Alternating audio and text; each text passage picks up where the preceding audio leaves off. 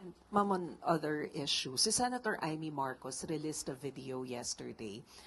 Doon sa video, sinasabi niya na ICC is in trouble dahil nagsalita na ang US. And at the same time, she mentioned na merong ICC dito sa Malacanang. She did not finish the meaning of the acronym ICC in Malacanang. But after watching the video, do you feel that she was referring to you? What do you want to tell to the senator? I just want to know, what do you feel?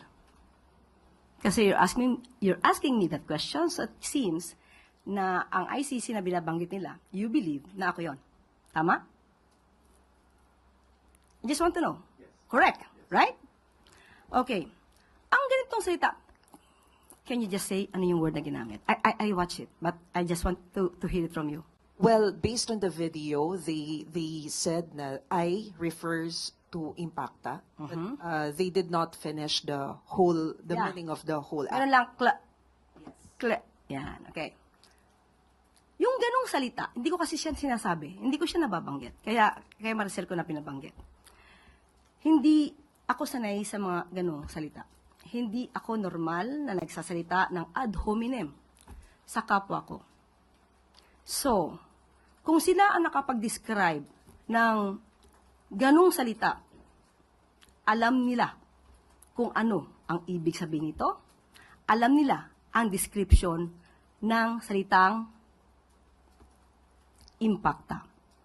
It takes one to know one. Kaya kung sila ay affected sa aking mga nababanggit dahil tayo kumakalaban sa fake news, at iyan ang kanilang pananaw, isang impacta ang kumalaban sa fake news. Sino ngayon ang naglalarawan ng totoong impacta? Yung gumawa ng video, yung kasama sa video, yung nag-direct ng video. Yun ang masasabi nating totoong naglalarawan ng salitang yan. At huwag silang mag-alala. Ang corona ay nasa kanila, na kay Senator Amy at sa mga grupo nila. At hindi natin kayang agawin ito mula sa kanila. Wala ako sa kalingkingan ni Senator Amy para sa ganyang klaseng description. Sila ay nasa maximum level. Sunod na tanong mula kay Tristan Nadalo, Newswatch Plus. Yusa Claire, mapunta naman po tayo kay Vice President Sara Duterte.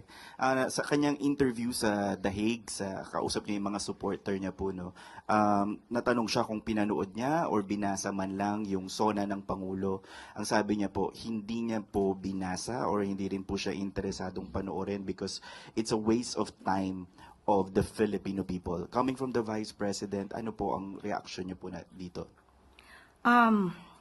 Ano po ba ang nangyayari sa isang tao kapag hindi po inaalam ang sitwasyon ng kanyang bansa, kung ano ang programa ng Pangulo? Walang alam. Sino man, hindi tayo nagpapatungkol in particular sa sino mang tao.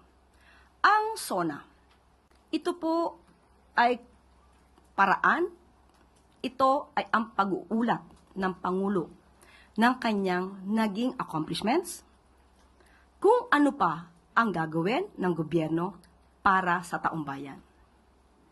Ito po ay base sa konstitusyon.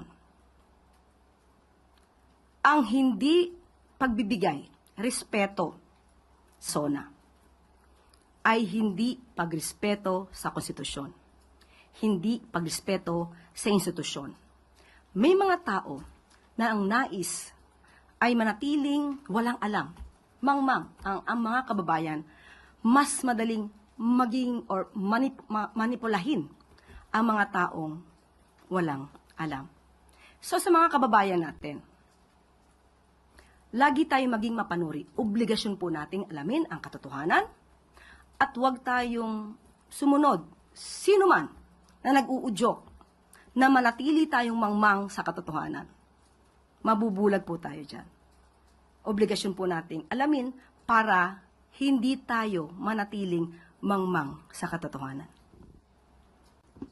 During that interview, natanong din po siya tungkol sa loobin niya kung expected bang makulong si former House Speaker Martin Romualdez dahil nabanggit ni Pangulong Marcos yung kanyang pinsan po sa kanyang SONA. Ang sabi niya, yung sa 20 pesos nga lang na bigas, hindi natupad. Meron din daw po siyang hiniling noong pumayag siyang tumakbo. Yung isa po gusto niyang gawin para sa kanyang mga anak na gagawin niya gabi-gabi. Kaya para sa kanya, hindi pa rin tinupad to ng Pangulo. So bakit pa daw po maniniwala at manonood sa SONA? Okay, parang ito po yung waste of time sagutin dahil sa walang basihan at walang kakwenta-kwentang mensahe. Alam po natin na lahat ng ito ay kasinungalingan.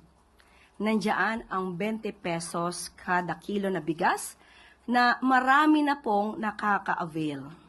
Marami na pong nabibinipisyuhan sa mga kadiwa centers natin. At yung patungkol sa kanyang hiling, kayo na po ang mag-compute. Kung ito ay napatupad, kung magkano magiging gastos ng gobyerno.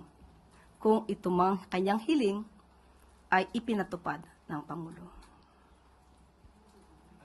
Ano po yung hiling na yun, ma'am, if ma-remember lang po ng publiko? Baka alam mo, sabihin mo na sa amin. Any idea? Okay, I will answer. Any idea? Ano po yung pag-uwi, ma'am, sa Davao on a daily basis? Gamit ang? Gamit ang? Ang chopper po. Si Tristan po nagsalita. Okay na? Oh, seriously, Yusek, can you tell us what was that condition that she asked of the president that she is claiming now that was not fulfilled? Alam naman natin, sa kanyang dating press briefing or press con, nabanggit niya na isa ito sa kanila daw pinag-usapan na kailangan magamit ang presidential chopper para sa pag-uwi niya gabi-gabi para makasama niyang matulog ang kanyang mga anak. Hindi naman ito lingid. Kahit sa inyo po. Sa mga taga-media, hindi ito lingid. At si Tristan na nga rin po ang nagpatotoo niyan. Salamat. No, sorry, ma'am. Sorry, Tristan. But does the president now deny that he acceded to that request at any point nung sila running mates pa lamang when they were trying to perhaps come up with agreements?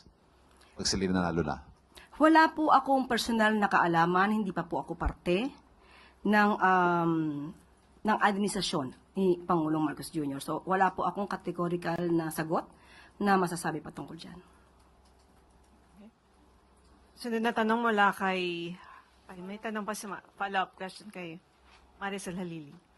No, Yusek, na-mention din kasi ni VP Sara doon sa interview sa The Hague na the administration is a dictator and that she's not even sure if we will have an election in 2028. Alam naman po natin ang konstitusyon. So, again, it's a waste of time to make a response on that statement. Next question. Next question mula kay Harleen Delgado, ABS-CBN. Yusek, another follow-up on VP Sara. Sabi ko, next question.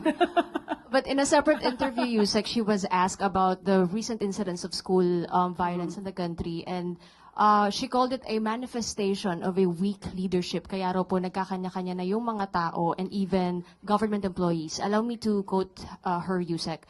Kasi nawawala yung moral ascendancy ng pinakataas, yung mga nasa taas. Pag sinabi nating nasa taas yung ating president, yung ating mga cabinet secretaries at iba pang nagtatrabaho sa Office of the President, kapag ganyan yung nakikita ng mga tao, nawawala yung respeto. What does the palace make of that? Anong incident yung pinatutungkalan niya? Yung school violence like the Tacloban shooting. Mabilis pong nagsagawa ng aksyon ang pamahalaan. Pati po ang PNP, ang mga kapulisan natin sa nasabing lugar. At ngayon po ay gumagawa ng aksyon para ito ay marisolba. Mas maganda po talagang alamin kung anong programa ng Pangulo para hindi po tayo nabubulag sa katotohanan. Sunod na tanong mula kay Samin Dinilia, Business Mirror. Good morning, ma'am.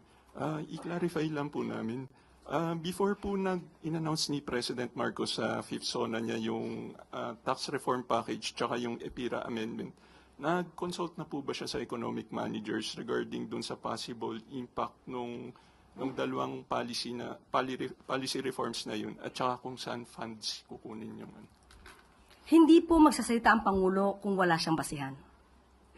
Inaaral po ng Pangulo ang bawat sinasabi niya. Hindi po siya nagsasalita sa harap ng media, especially sa SONA, kung wala siyang pagbabatayan. Pero ang mga detalye po na yan, Sam, ay makikita natin at madidig natin kay Secretary Go na magkakaroon ng briefing ng 1:30 or 2 o'clock ngayong araw. Di ba, ma'am? Wala nang... Ipapaalam ko po sa inyo kasi yun po ang ipinabot sa atin. 1:30 or 2 o'clock PM, maaari nyo na pong itanong patungkol po sa mga issue sa tax.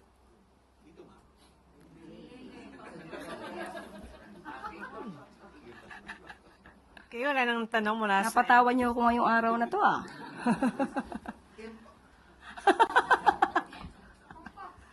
Im? Ang ano na, start ng salita ay IM May follow-up Okay. question mula kay Let Narciso, DZRH. Yes, go. Ano pong chance na i-certify as urgent bill kapag may mga... Ang kailangan lang po kasi makita yung mga bill. At pag nakita po ng Pangulo, ay definitely, yan po ay isi-certify as urgent.